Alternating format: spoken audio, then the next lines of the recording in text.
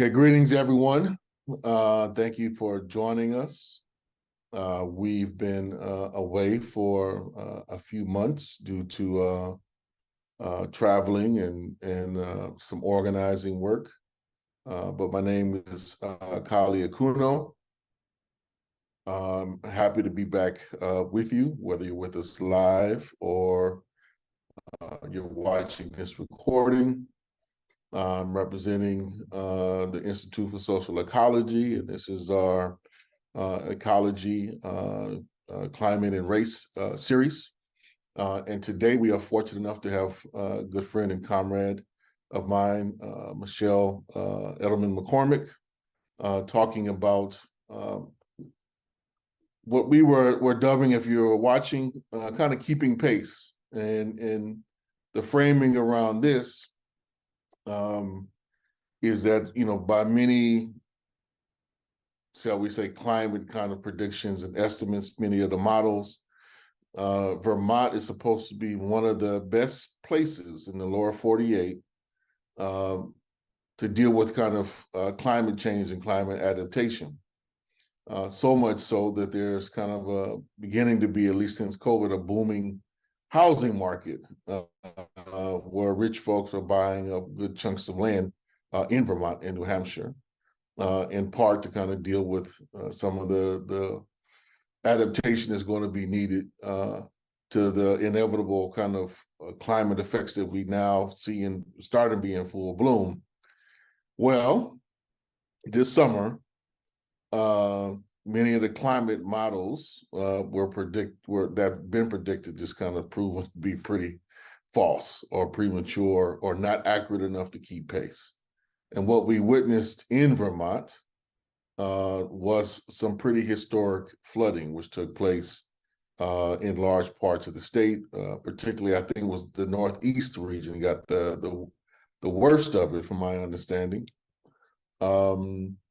And so we asked Michelle, who's with Cooperation Vermont and the Marshfield Village Cooperative, to come and talk to us about the work that they did in the middle of that crisis and kind of what it looks like for ongoing kind of adaptation. I hate to use that word, but I'm going to use it right now. Adaptation kind of measures and what type of work communities need to be engaged in kind of going forward as some lessons learned. So, Michelle, welcome to the show.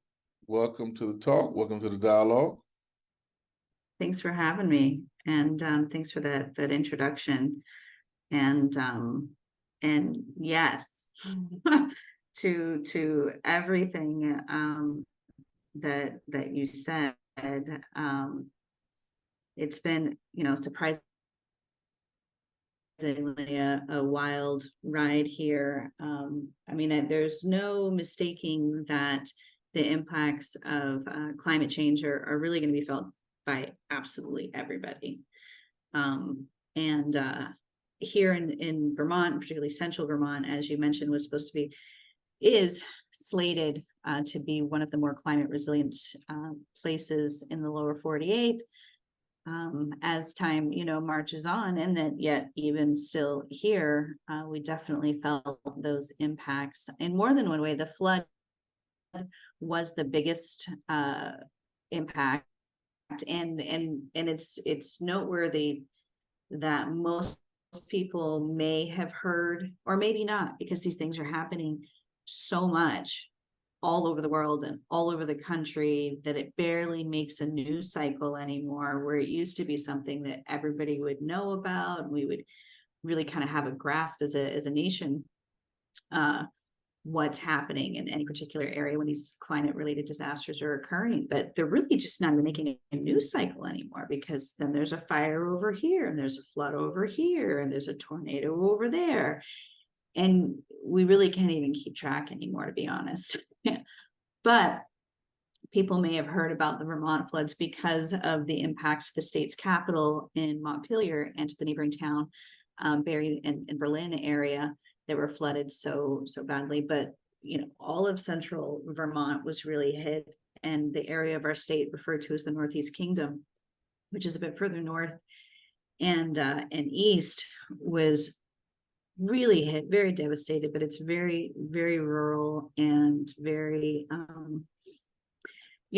working class folks, and it's one of the more economically depressed areas of the state, relatively speaking, within the context of Vermont. And they didn't even get emergency declarations. So even the state wasn't tracking what was happening in those areas until weeks after it already occurred. And it was mutual aid groups that were on the ground that immediately started responding and trying to do what they could with their resources and drumming up attention. Yeah. So, I mean, it's hard to even keep track of what's going on from one state or region to the next on any given day, but we're finding that even within a state's not even able to keep track of what's happening. That's a key point. I want to go back based on something that you said, that there were ongoing issues, and what we didn't talk about, but I think that is critical to highlight. Talk about the drought that Vermont and the area had been in at least the past couple of years, and how that's kind of changing, the scene there, the flora and fauna. And I think as I understood it, some of the flood was caused, or some of the damage of the flood was caused by some of the conditions that were preceded by the drought, right? In terms of growth to be able to kind of absorb or shield some things, like kind of like mangroves would shield, aspects of a hurricane, etc. I just read a little bit about that, but if you can touch on that or point us in that direction, that would be helpful. Yeah, sure. So the prior, we've been in a drought for a while, but last year it really hit a critical level in the summer in particular, where our rivers and our streams were just so low. They were so low that there were rivers like the Winooski, which is where the river that runs along where we are, and the one that runs along, central Vermont and then like through past Montpelier, and you could walk across it stepping stones without getting wet. And for all the reasons why that is a serious challenge, we also have a lot of homes here that are on the water system for the homes are spring fed. So then we had homes that had no water to them for months at a time. And that was how we rounded out the summer. And then moving into the fall, we didn't have much, snow. It was kind of a warm fall, a little bit cold, a little bit warm, a little bit cold. We got a couple inches, and then a couple more inches. And then in December, we had what reminded me of a tropical storm coming from the Gulf Coast. Before this, reminded me of a tropical storm, and the intensity of the winds and the rains, the heavy rains and the winds and the lightning, right around, Christmas time. And it knocked out the power around here. And we had a lot of places in the dead of winter that didn't have any power for up to 5 and 6 days. And then we got a little bit of snow, and then it rained again on New Year's. And that's, for this area, is really different, right? Like we should have several inches of snow on the ground, and it should just stay, below freezing for sure. And then come January, we did have some weather for like a little bit where it dipped below sub-zero temperatures, but then not really. Like we just didn't get the snow all season. We did have that 2-day period where it got down to -40 here. So we had this massive like freezing, 24 hours. And then the temperature swung back into the 30s within 2 days after being -40. So just wild fluctuations, and just overall not getting the snow. And then in I think it was April, it warmed up to like 70 degrees, and anything that we did have on the ground just melted, and we just didn't get anything really substantial after that. And we had a prolonged spring, and then we have mud season here. It's an official season with the melt, and everything is just it's just really muddy. And so we had a prolonged mud season, and then we had a freeze in May that really affected a lot of the trees and a lot of the crop starts. So there was a lot of crop loss that happened in May, where folks just really had to start over, and it kind of just messed up the start of the growing season. So that was the first, serious event for the state in terms of agriculture. And then spring, it rained all spring, but then spring never stopped. Like, it never went into summer. It just kept raining. It was chilly and rainy and chilly and rainy. And so we had, our spring rains and our mud season. And then what was supposed to be summer, like, it just rained nonstop. And so we were already just completely saturated when in a 24-hour period we get another 8 inches of rain, and that's what caused like the major flooding. But then there were flooding events where we lost roads and bridges and homes all of July across other areas of the state. Like, it just didn't stop raining. And we had, in a 2-week period, I think it was after that major flooding event for us, in a 2-week period, we had 8 different flash flood warnings and potential evacuation warnings and things like that, where we were just expecting, yeah. So, it's not just like it's one thing. Like, things are really shifting, and I don't care what anybody says, it's not predictable. Like, it's just not, right? Like, there are too many variables. And yeah. I don't know if for folks who are not familiar with Vermont, I want you to, because there's some deeper impacts, at least social and economic impacts, part of what you just said. So could you tell just folks who aren't familiar how important the snow season is for the economy there, right? And how important like the summer season in terms of just, I don't want to prefigure it, but just tell people what are the dominant features of the economy, how the economy is shifted, and how climate change is going to, it already is impacting the economy there. The two, real industries are agriculture, some dairy, particularly organic dairy, but agriculture and agrotourism / just tourism. The state really depends on tourist dollars, particularly from the ski lodges in the winter and the snowmobile trails, and the folks who, come in, and you can travel all over the state, literally all over the state by snowmobile. And there just wasn't any snow, so people couldn't snowmobile, and you couldn't, and so the small country stores and the village stores and places like ours that would rely on that business in the and the restaurants and the shops and the hotel, everything that's related to that aspect of travel, really, really, really struggled over the winter. And then this summer, it would all of our summer business, where people come here for, fishing and hiking and camping. And I mean, it's a really genuinely beautiful state, and there's just so much to do in terms of, outdoor activities and outdoor sports, and all, didn't come because it stopped raining, and then parts of the state were flooded, and our roads were washed out, and bridges were washed out. And I mean, our town in our village didn't have running water for almost 2 weeks. So, we lost a lot of business. And then this fall, didn't mention that either. I feel like I'm just telling a really sad tale of all the bad things that have happened in Vermont in the last year and a half. But then this fall, we barely had a leaf season. And the same thing happened in Maine last year, where something like 40 to 60% of the trees just like turned brown and lost their leaves. And then this year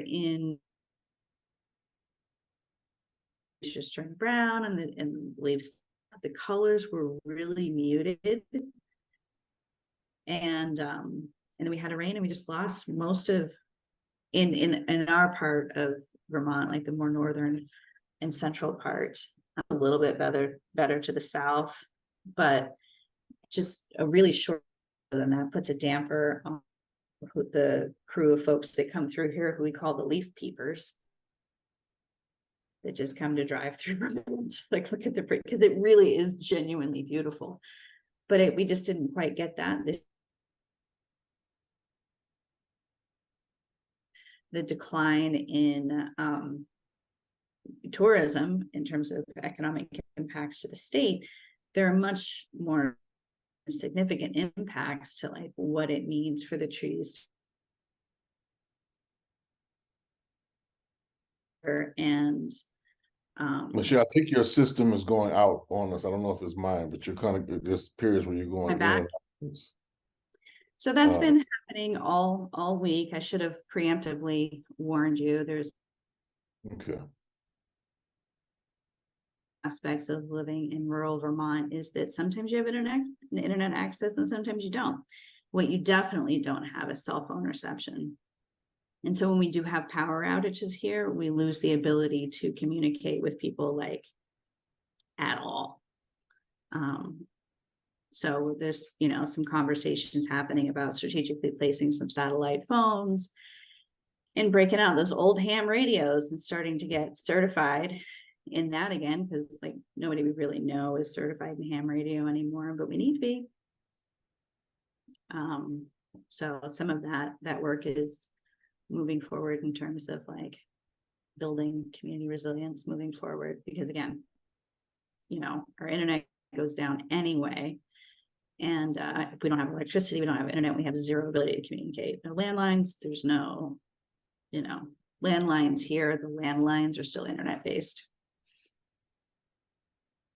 So I want to move just quickly towards the resiliency part, right? And the work you all did at the village store to kind of meet the moment and how that was kind of organized. So if you can kind of tell us, start with a good story, because it was a good story. But how that came together, within my recollection, within like 48 hours of the initial kind of flooding period, you all were able to kind of turn the store into a spot where folks can come get water, you can get other supplies, but from there, a kind of a broader relief, mutual aid relief effort emerged. So if you can tell us that story, share the lessons of how that came together, that would be very critical, I think. Yeah, absolutely. And it was actually a lot quicker than 48 hours, you might say. Oh, there you go. I think it took a lot of folks by surprise, even folks that know us, that we were able to respond so quickly and responded in the way that we did. And that folks that don't really know us, they're like, how did this little village store in the middle of Vermont become such a center for relief and in recovery for the community? And it was like, well, those of us that took, on this project of acquiring a store and converting it to a worker-owned cooperative really understood the role that it plays as a hub for the community, just inherently and organically. But we expected to take this, project on, the store and the business and building, as a project with much more intention and deliberation, or deliberately, moving along a path of using it as a resilience hub. So we had that in our minds and in our hearts, like, to begin with. We understood that was the role that we were stepping into. What I didn't understand was how fast that was going to happen. Like, we'd actually been starting to have conversations in the community about what does it, mean? Like, what does community resilience mean? And what are the elements of that? And what do we already have here? Like, what are the amazing things that already exist within our community? And how can we weave some of those things, better together and coordinate, collaborate better? And what are the things that we're just missing that we need to start working on? We were having those conversations, and then boom, there we were in the middle of the floods. And so there was the backdrop of, like, we understood that was the project and the store's position in the community preemptively. And then the reality of like the experiences that I've had, both in my community in Florida, where we got hit with 2 pretty serious hurricanes in a matter of 5 years. And then my work before that, where Kali and I know each other originally, was in our work in New Orleans after Hurricane Katrina. I worked on a project in the lower 9th Ward, and that's where we first got to know each other. And that was a whole other level of, you know, devastation. And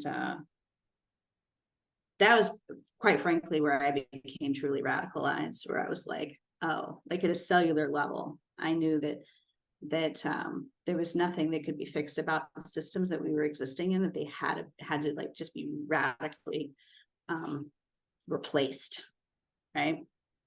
That was where I came to that moment. So I had that experience and position. And so when I realized that we were having such a serious event, because this isn't like a hurricane where you are able to see it coming off the coast of Africa, and you're tracking it and you're tracking it and you're tracking it, and you're making calculations like this. I literally was starting to get text alerts about the weather worsening, and I knew we were getting a lot of rain that day, but I had no idea that this was really happening the way that it was.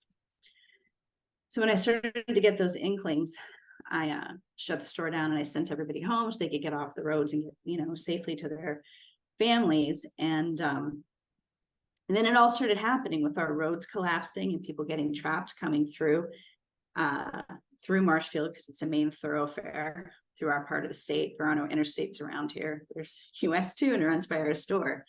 And the roads were collapsing and washing out the bridges on both sides. And so people who were just trying to get through, who probably also didn't know what was happening, got trapped here in Marshfield. And we ended up sheltering like 36 people, roughly, the night of the storm. We had people in the store. We had people in the apartment space above the store where I live with my family. We had people in the parking lot. We had multiple families with children. We had babies for a while. We had a woman in a wheelchair that we had to carry upstairs so we could get her into a bed. So we ended up being the shelter of last resort for our community, but also for the folks who were just trying to get through and got stuck here. And so that was that night. So we were all like immediately became the shelter of last resort with no electricity and no running water. We were still able to provide, you know, at least safe and basic, you know, accommodations for folks and make sure folks were fed. We were a backup support system for our local volunteer fire department that night, who had, you know, trouble with their communications and their generator went out, and also making sure that they were fed. Because it was a very long, difficult night for a lot of folks.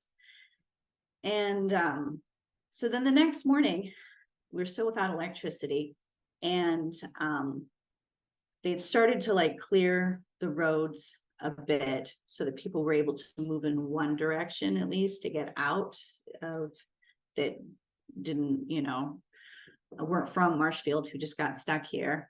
So by about midday, there were folks who were able to start at least getting over that one part of the road to go back towards the east and go out that way. But we organized to feed in partnership with our local Moe's Backyard Barbecue. We had a barbecue in our parking lot that same day, the night of the storm, the next morning. So like by 2 o'clock, I think we were feeding like a couple hundred people in the community.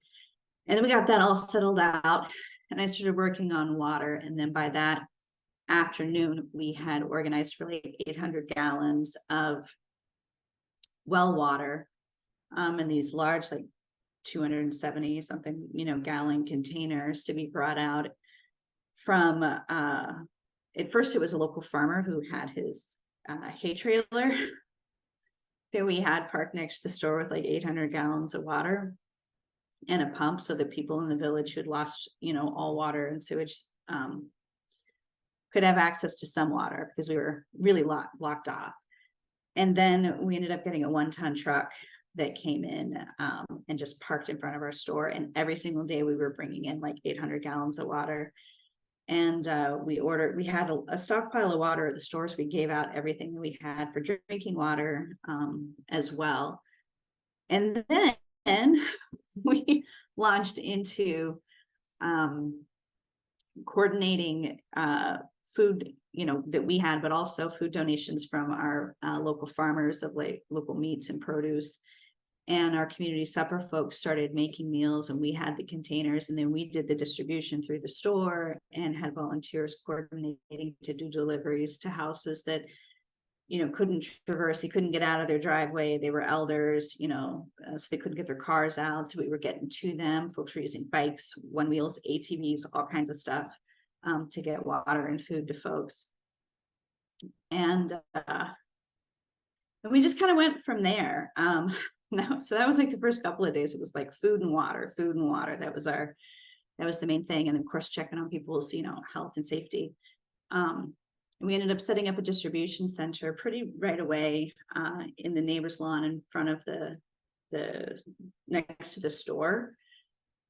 A couple of really large tents where we were able to distribute recovery supplies and tools. And we started a tool lending library, particularly for the heavier equipment, the sub pumps, the sewage pumps, trash pumps, a lot of pumps. We were pumping a lot of water out of folks' houses, out of their houses, particularly the basements. I mean, like feet of water, and really dirty water that was blowing out pumps. But so we, had the tool lending library that we were coordinating out of the store, and a place to receive supplies and for supplies to go out to the community. And it turned out that our little distribution center became the main space for distribution, not just for Marshfield, but for Plainfield, for Cass, and for am I still good? It said my internet connection was unstable. It's going in and out, but we could hear you. We just couldn't. Your motion was kind of tracked. Maybe I should sit still. I talk with my hands too much. Yeah. So what was I saying? Oh yeah, we became a distribution center for a lot. Like we would see, which is a lot for Vermont, a couple hundred people a day for a while, because we were accessible, because people knew where to find us, because we were in one place, and we had hours that was outside of working hours. So even though people were literally still dealing with like flood, waters in their homes and all the things, they're still trying to get to work, and because people, still have to be able to put food on the table next week. So we're dealing with this week. We still have to be able to put food on the table next week, and all the things. But we were the only ones that really did it that way, where it was just a pop-up from an out-of-state agency who would just like roll into a town with like a Red Cross truck, and like nobody knew they were coming, nobody knew there. They'd hand out some shovels, and then they'd just go on to the next town, and it was like cool, almost helpful, so close, and so that was the main feature. And then we continued to like work with meal prep to have ready-made meals that were available to the community. And then we were coordinating volunteers, local volunteers at first, but then through a lot of rattling and crying out into the wilderness, we were able to get a little bit of attention and support from one group in particular. It was an all hands, all hearts group that I was able to coordinate closely with, to kind of create a pipeline of homes that needed help with volunteers for mucking and gutting and mold remediation, and to like actually move them through the whole cleanup cycle. So we, through the store, through Cooperation Vermont, and because of the relationship that we had, built with folks in the community, we were recognizable. We're able to like get folks what they needed in terms of support for the most part. I mean, everybody that said that they needed support got the support that they needed.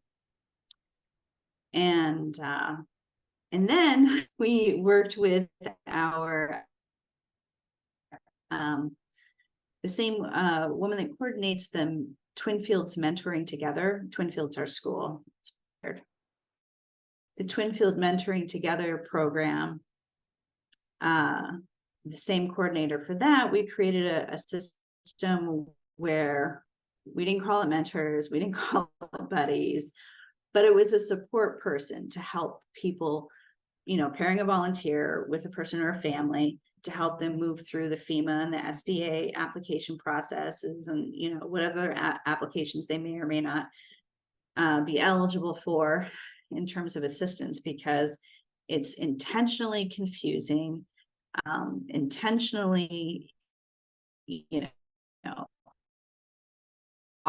obtuse in the way that they're these processes, particularly when it feels like the future of your life and your family is just like hanging in the balance, right? So you get that emotional element, the stress, the lack of sleep, and it makes it that much more difficult for folks.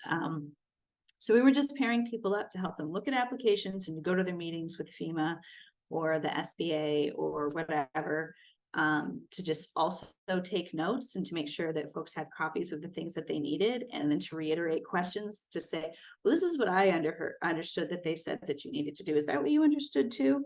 And just to be that extra checkpoint person, and sometimes a shoulder to cry or to cuss with.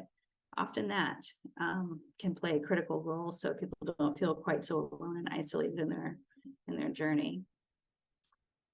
I think those were the highlights of what we did, and we were able to do that all by starting day 1, but day 3, and we were starting to work on people's homes by day 4. So it was really fast in its implementation. Now I want you to talk about that was amazing work. I hope folks listen carefully about the different dimensions that came together. And you started off talking about, anticipating certain things and preparing for certain things, right? And that being part of kind of the model of the overall project. But I want you to, if you can, just speak briefly, a little bit more briefly about the pre-work of the relationship building and the organizing, right, within the community that then made some of that possible, right, kind of in the rapid fire that it took place, right? It's critical, I think, for folks to understand having some pre-relationships made that move faster than just kind of people searching, or blowing in the wind or just looking around, right?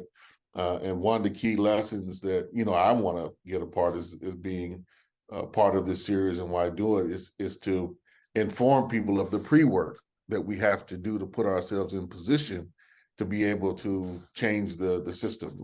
There is a level of, when things pop off, there was definitely going to be spontaneity, but how that spontaneity is then how we act in those spontaneous moments, in those ruptures, is determined by how well we've done our prep as to what some of the outcomes are going to be. So if you can speak a little bit on that, Michelle.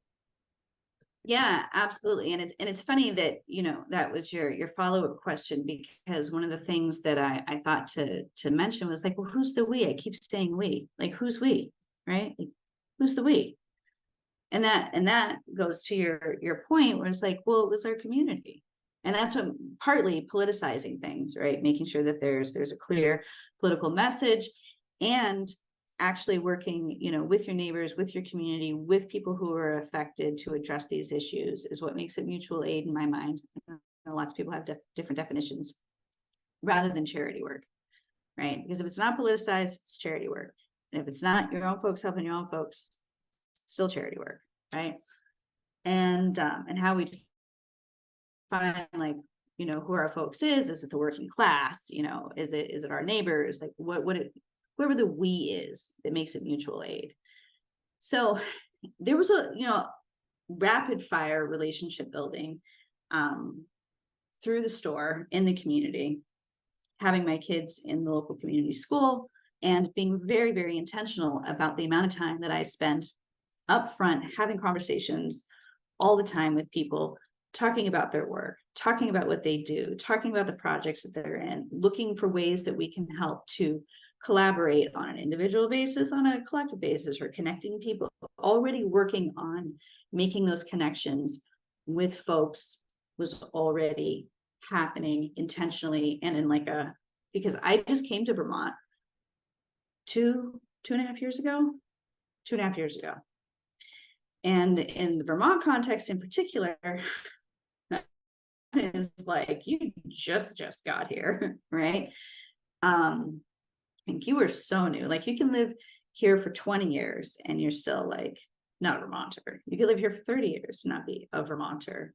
So it's very much, you know, that dynamic. And so there's a, you know, it was kind of a steep hill to be able to demonstrate, you know, to folks that that you're still about it and you're about them, you know, and the community, and not looking to you know, maximize on some kind of like opportunity financially or otherwise. People always have a raised eyebrow, right? But they're willing to give you a chance, and, you know, taking every opportunity I can with that. But it, I mean, we're just talking about rapid fire relationship building, connecting, you know, even on a superficial level where it's just like, we know each other, we know each other's kids, or I know what you do for a living, you know what I do for a living, really getting to know folks. And so when the time came, I knew who was working on what, or I knew that I was only one, at most 2 degrees of separation from the person or the resources that we would need. So I have a house that's flooding, and the couple that owns it is not, they're frantic. They keep taking in water, they're pumping it out, they're taking in water, they're pumping it out, you know, it's this whole thing. And I don't think that they're making some, you know, strategic safety decisions, right?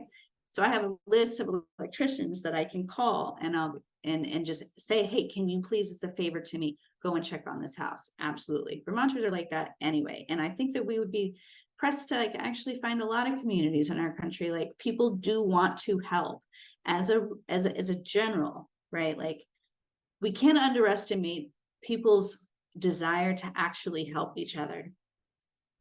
What most people lack is the ability to figure out the how. I mean, how many folks do we know who say, you know, I wish I could help. I wish I could help. I see that there's a need, but I don't know what to do. Even folks that have skills, right? So putting ourselves in a position where we can identify skills and needs and be willing to coordinate that, right? To literally just match make skills and needs in our community and bring those things together, and to be a, yeah, like actually organizing, right? Like not in like the theoretical sense of what it means to be an organizer. I mean, like literally organizing information and relationships so that we're connecting needs and resources and back. The folks that staffed our distribution center were 2 elders who live walking distance in the village, and one of whom's home was significantly impacted, right? She couldn't do anything about her basement. She couldn't do anything about the electricity or the plumbing, but she could come and help at the distribution center and sit and talk to folks and like point them in the right direction and get their information if they needed help. And then we take other folks over there, and I call in a favor from that electrician, who turns out his parents really needed an extra hand in their basement, right, with some mold remediation. And so we just thread those needs and those skills and resources together within our own community. And we were able to address the most of what was needed locally.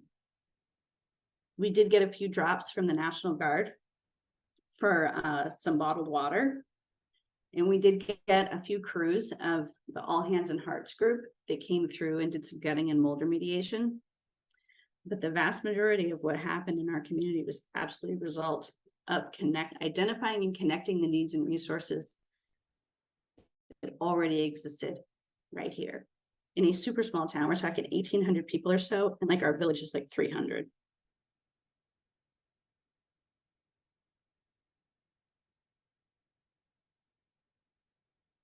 Yeah, I'll take a breath.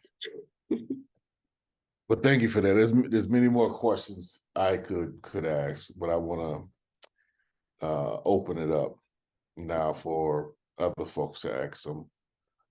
Excuse me, for other folks to ask some questions, if there are any, or I can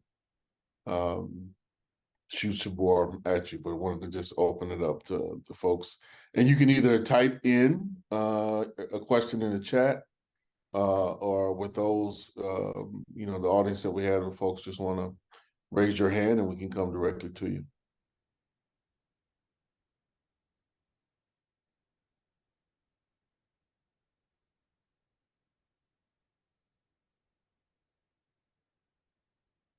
I can ask a question.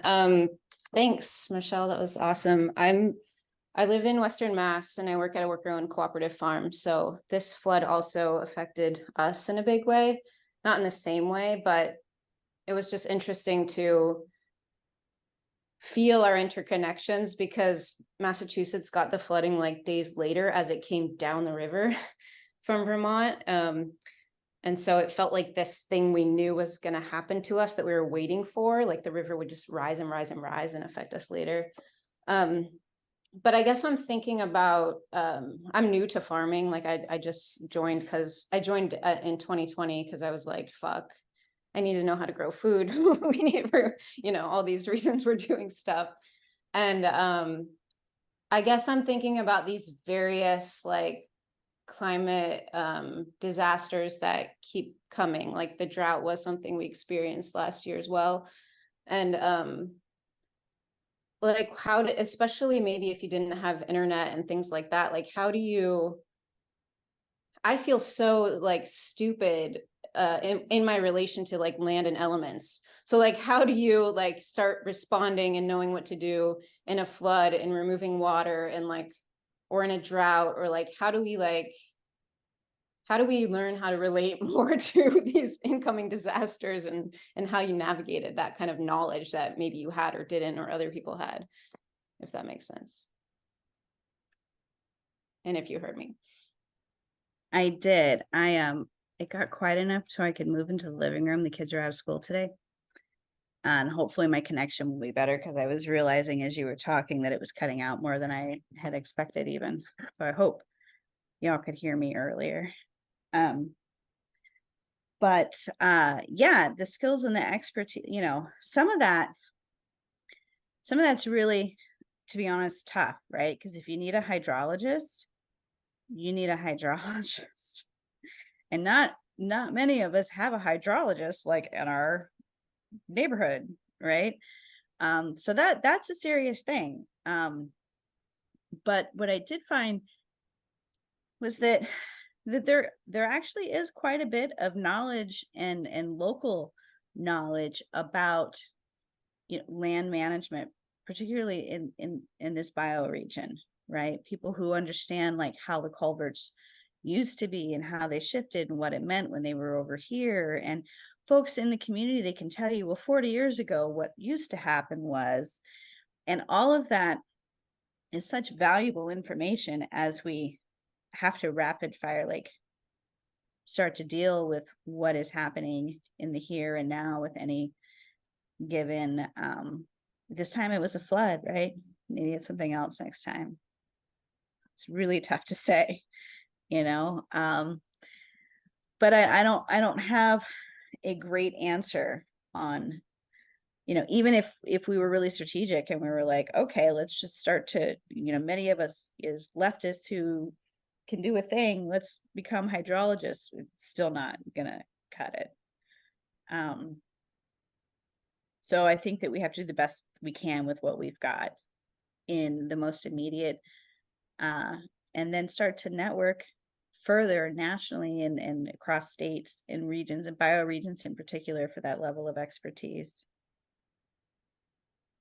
One thing I've been, Meredith, just a different situation, where I'm at most of the time. But one of the things, and I was saying to Michelle early on is what we don't know, let's identify it, right? Like some things we don't know that we need to know that until like the shit hits the fan. It's like, oh, wait a minute. Now for the next go around, we need to know this, right? And Cheryl will tell you one of the things that I've been hammering on her and other folks is get the maps have changed, right? In terms of like where the water flow is, right? Because of both the drought, but just also because of the overall changing conditions. So like getting the new flood maps so we can like, I don't know if predict is the right word, but do some better planning is be like, well, next time, some things kind of like get rebuilt, we shouldn't build there, or we need to build, put more land fortifications there, or build more levee constructions there, do more earthen, whatever, earthen dam, whatever.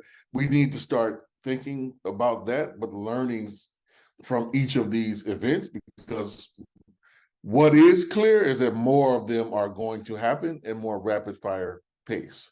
And one of the things that's been scaring me about that region,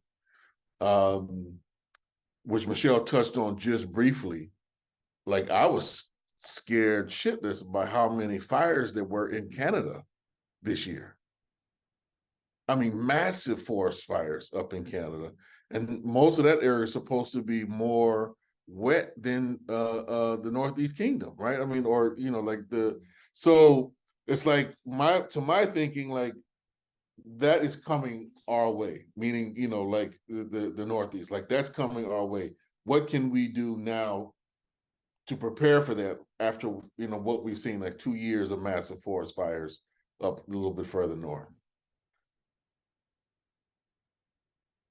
Yeah, too, I'm thinking about just Michelle, like now you have this knowledge of experiencing how to get rid of water and think about mold and stuff in a flood, and like how to reach out to like comrades in during a drought. We like talk to Californians or something, like these people that have lived in these conditions that were like, oh shit, we're not in that world. So yeah, thanks. Yeah, and I agree. Matthew put in the chat, scenario planning is a good way. What do we do? Scenario A, scenario B, scenario C if this happens. And one of the things I don't know if with the time that we brought it out, but I'll just say, going back and forth, being a part of Cooperation Vermont, been really impressed by the nature of the relationship building that enables the organizing to happen. And one of the key things there that I think, Michelle and other comrades have done there is just get in the community, not on like a broad, I'm here to build the eco-socialist utopia, like nothing like that. It's just, what's up with you? How you doing? What's going, like where you at? What's going on? Like really have, I think, done a pretty good job of just building relationships, and through that relationship building and the practice around, kind of operating and managing the store, getting people to know kind of our politics and worldview through practical application, not like through rhetoric and not like just through ideology, but through practical application. And even if they disagree with some of the things maybe ideologically, I think to me, this is, more kind of insider outsider, or outsider insider, however you want to, like, been very mindful and learning myself as an observer of like, people are more convinced by our work ethic and principles than about anything that we might utter ideologically, right? And it might be, then more willing to bend their ear to listen to us, from actually seeing, okay, well, you do this and you do that, and this is you treat people this way, and that may be against everything I've heard or learned about, what you kind of believe in, but I see in practice through you, right? Like, this is how this could work. This is what the values of this mean, and I think that's a practical thing. I just wanted to highlight that. I know Michelle is kind of a little too modest on a certain level, but just to interject these things as kind of the organizing pieces that we, I think, have to learn to build like solid community resiliency, because it's going to take, for us to deal with a lot of this stuff, we're going to have to work with folks that we normally wouldn't work with in this coming period, right? In order to deal with, the advance of the climate crisis, because it's not going to, forest fires don't give a shit what we believe. A drought really don't give a damn about what we believe, but how we react to it, to like overcome it and deal with it, that requires some behavior shifts on our part. So, are there any more questions? I see you got something, Michelle? Yeah.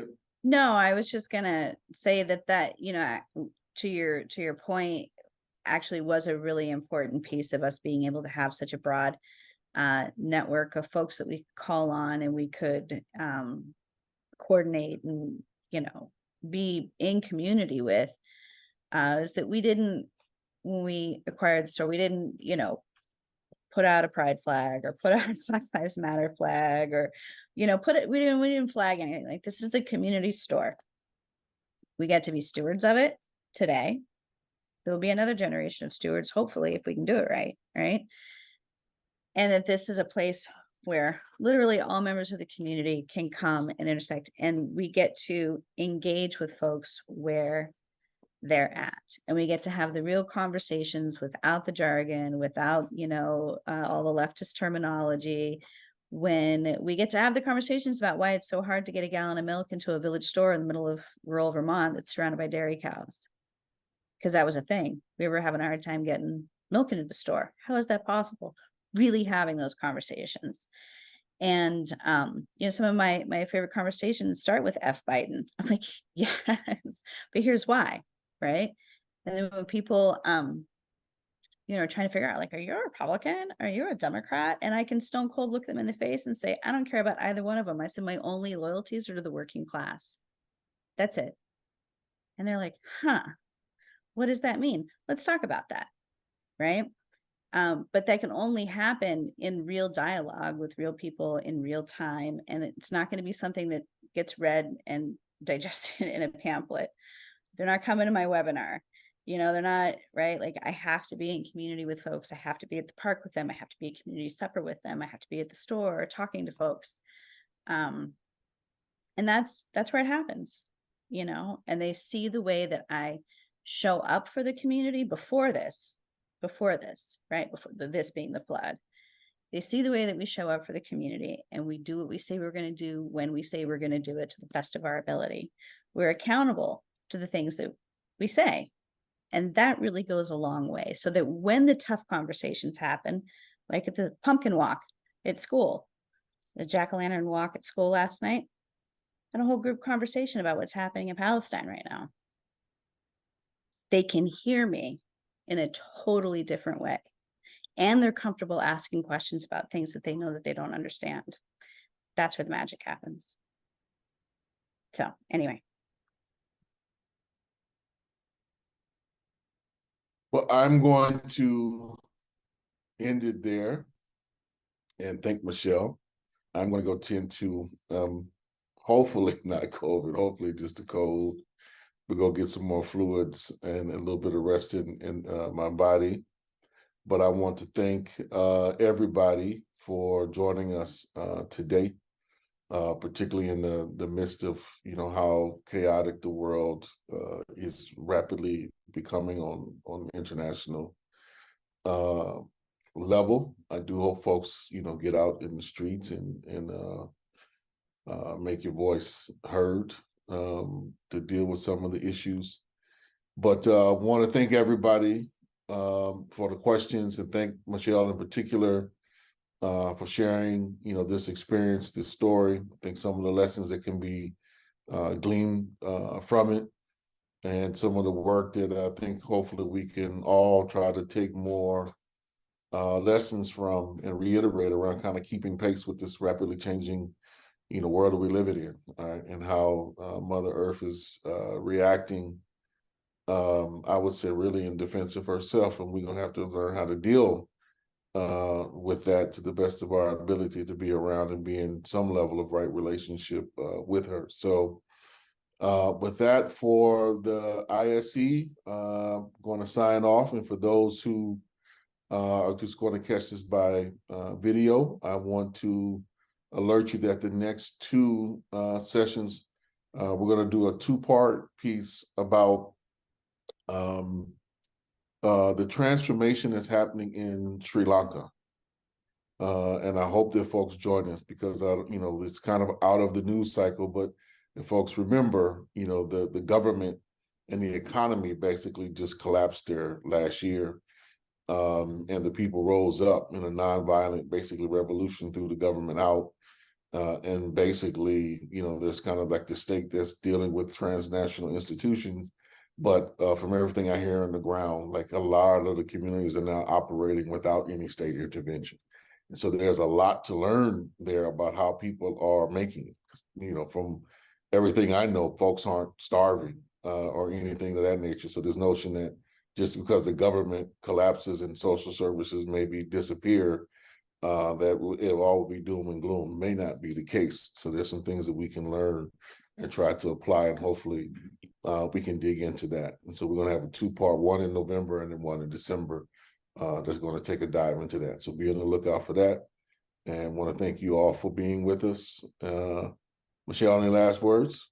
Yeah, I just wanted to say thank you, Carly, for hosting me and to the ISC. And I think that for those who may or may not know, I've made the connection that the work that I am able to do here, right here in Marshfield and Plainfield in central Vermont, is on the backs of generations of folks that came, before me. That legacy still exists here. That work that's been done, really has created literally fertile ground for this work to continue. And the Institute for Social Ecology, I mean, this is their home, area, right, between Goddard and Plainfield and Marshfield. And so really just want to, make that acknowledgement to the ISC for all the hard work for many years in moving things, forward ecologically and socially here. Yeah. So thank you. Thanks for having me. All right, take care, everybody. Take care.